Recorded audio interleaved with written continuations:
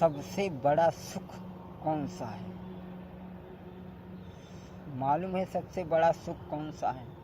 तो बोल पड़े तुलसीदास कि पहलो सुख निरोगी काया और दूसरो सुख होई घर में माया, तीजो सुख सुलक्षण नारी, चौथो सुख सुत आज्ञाकारी। सबसे बड़ा सुख है जिसके शरीर में कोई बीमारी कष्ट मुसीबत नहीं है। तो दौलत हो चाहे ना हो, उससे बड़ा कोई सुखी नहीं है। इंद्रियां चल रही हैं और जिसका शरीर हष्ट पुष्ट है, हाथ पैर चल रहे हैं, उसके पास दौलत हो चाहे ना हो, उससे बड़ा कोई सुखी नहीं है। ये बात मैं आज से नहीं कह रहा हूँ, बहुत सालों से कहता चला आ रहा हूँ।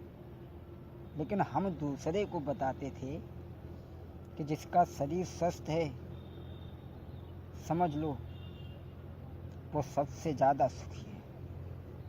लेकिन अब अभी कुछ दिन पहले हम भी बीमार हो गए थे। जब हमें पता लगा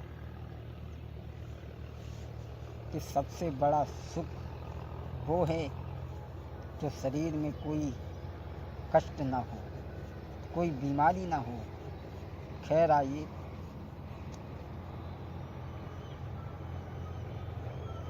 अब आ गए हैं तो दो चार बातें जीवन के भी बारे में बता दें।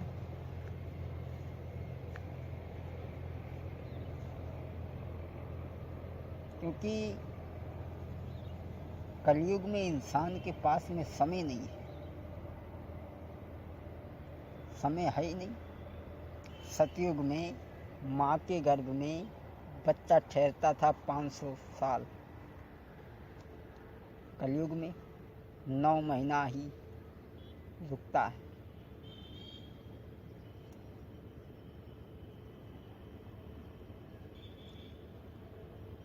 पाँच 500 वर्ष पेट में रुकते थे, 1000 साल रिश्तेदारी में रहे, साधु के घर रहे और 1000 साल तपस्या करी। ऐसे आदमी चलता था। लेकिन अब कलयुग में आदमी के पास समय नहीं है। 9 महीना घटते घटते रह गए।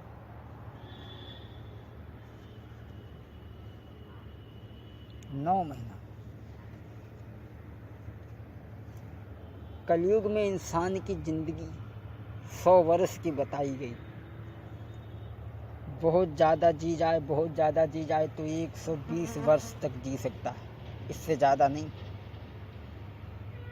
बहुत दवाई खाई, बहुत झोरा समारो तो 70-80 ले पहुँच गए।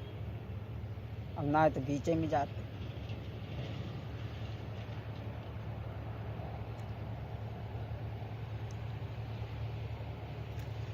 क्योंकि घमंड आदमी को नहीं करना चाहिए। घमंड जिसे जिसे हुआ उसका भगवान ने तोड़ दिया। अगर शरीर का जिसे घमंड हो गया तो भगवान ने उसमें ऐसी बीमारी लगा दी जो खड़े होने के लायक नहीं रहे।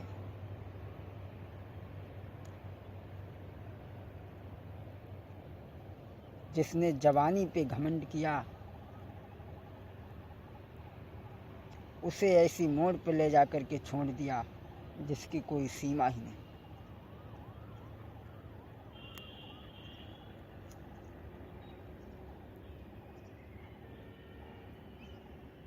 आदमी एक दूसरे के स्वार्थ में है। बिना स्वार्थ कोई किसी से बोलना नहीं चाहता, कोई किसी के पास बैठना नहीं चाहता। आज की युवा पीढ़ी जो है,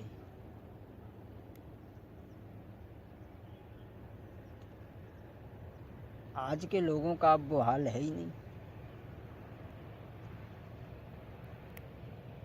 बहुत ज़माना बदल गया, बहुत।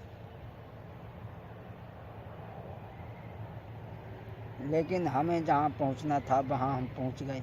अगर हमारे यहाँ आने से आप लोग कुछ ले ना सके, कुछ सीख ना सके, तो हमारे यहाँ आने से और गाने से कोई फ़ायदा नहीं। हमसे अगर कुछ ले ना पाए, सीख ना पाए, तो हमारे यहाँ आने से कोई फ़ायदा नहीं। लेकिन आजकल जो मैं नए बच्चों को देख रहा हूँ, वो घमंड में रहते हैं, बहुत घमंड में। संसार में आए, पैदा भये, अब पशुओं की भांति जिंदगी गुजारी गए, काटी गए, तो फिर हमारे आने से और ना आने से क्या फ़ायदा हो। संसार में आए हो तो कुछ नाम करके जाओ, जाकि मरने के बाद में लोग बरसों तक याद करें। अब आए पशुओं के भांति पेटे जिंदगी भी भरता रहे, फिर क्या फ़ायदा। रोड पर चप्पल चटकाव रहे, मारे मारे घूमत रहे। जो कुछ करने की उम्र है वो जवानी है। जवानी में अगर कुछ न कर सके, फिर बुढ़ापे में क्या करोगे। और भगवान ने हर इंसान को बराबर माना है, किसी को छोटा बड़ा नहीं माना। किसी को भगवान ने छोटा बड़ा नहीं माना, सबको एक समान माना। और हर आदमी के पीछे भगवान ने 4 आदमी लगाए हैं: लड़कपन, जवानी, बुढ़ापा, मौत।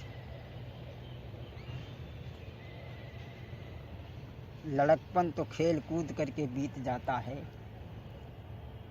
लड़कपन हट नहीं पाया, जब तक जवानी आ गई, बोले ए पीछे हटो, हमारा नंबर है। और जवानी आई तो जवानी ने शरीर से बहुत प्यार किया, रात में सोने नहीं दिया। और जब गई सोबते में छोड़ी गई, कहे कि नहीं गई कि हम जाते। जब तक बुढ़ापा खड़ा था, बोला ए पीछे हटो, अब हमारा नंबर है। बुढ़ापे ने आकर के ऐसा दबाया, खांसी खुर्रा बनी, हजारों दिक्कतें बनी। लेकिन मैं तो यही कहूँगा, जो करने की उम्र है वो जवानी में अगर कुछ न कर सके, तो फिर बाद में क्या होता है। युवा पीढ़ी से मैं उन लोगों से कह रहा हूँ जो लोग यौवन की दहलीज पर कदम रख चुके हैं, उनसे मेरा कहना है कि तेरी 2 दिन की जिंदगानी, अरे तो पे सदा न रहे जवानी, काहे ऐठे मरे जात। तो पे सदा न रहे जवानी, काहे ऐठे मरे जात। ऐठे मरे जात, काहे जूना बने जात। तो पे सदा न रहे जवानी, काहे ऐठे मरे जात। अरे एक दिना होई बूढ़ डोकरा, सुकड़ी जाई सब खाल। औ कमरी झुकी के कमान हुई जे, पिचक जाई सब गाल। सबका चली है चाली उतानी, जब जवानी ना रहे। फिर का करिए तू मनमानी, जब जवानी ना रहे। अरे जब यमराज लेन को आवे, नैनन नीर बहावई। अब तारी न हुई है खेचातानी, जब जवानी ना रहे। तेरी 2 दिन की जिंदगानी, काहे ऐठे मरे जात। अरे ऐठे मरे जात, काहे ऐना बन जात। तेरी 2 दिन की जिंदगानी, काहे ऐठे मरे जात। भगवान का ध्यान करो, कुछ भगवान का ध्यान करो। संसार में आए हो तो परमात्मा का भी भजन करो। परमात्मा का जब ध्यान करोगे आप तो परमात्मा तुम्हें कभी नहीं छोड़ेगा।